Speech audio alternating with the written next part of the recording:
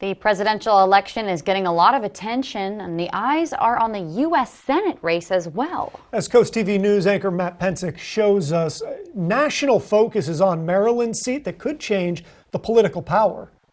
An open seat in Maryland created the possibility of the state electing its first Republican senator in 44 years. Larry Hogan, who won 2 terms as governor, is relying on a similar strategy in this campaign. They saw how I governed. I stand up, I'll support whoever the president is when I agree with them, and I'm not afraid to stand up when I disagree. He has often disagreed with the man atop the Republican ticket, presidential nominee Donald Trump. I've said before I didn't support Trump. I wouldn't support Trump.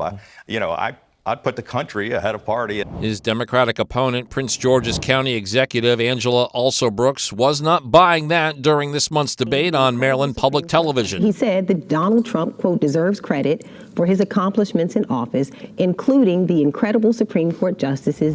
Now, Despite repeated efforts to speak to Alsobrooks in an interview, we were unable to schedule one with her campaign. We were able to have a conversation with Hogan, who took on the crime situation in Prince George's County. My opponent has a terrible record on crime.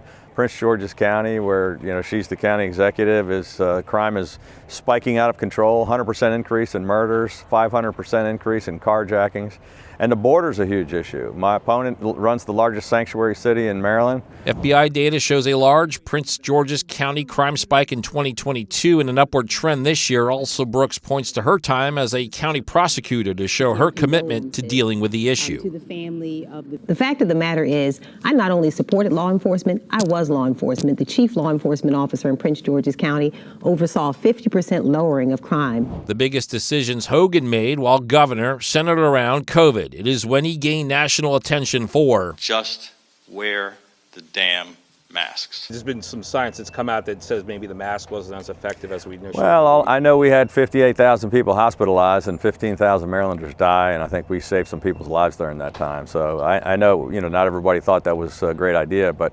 it's what all the experts were telling us at the time. Hogan has governed one of the most densely populated states in the nation. And in terms of population, Alsobrooks is in charge of Maryland's second largest county.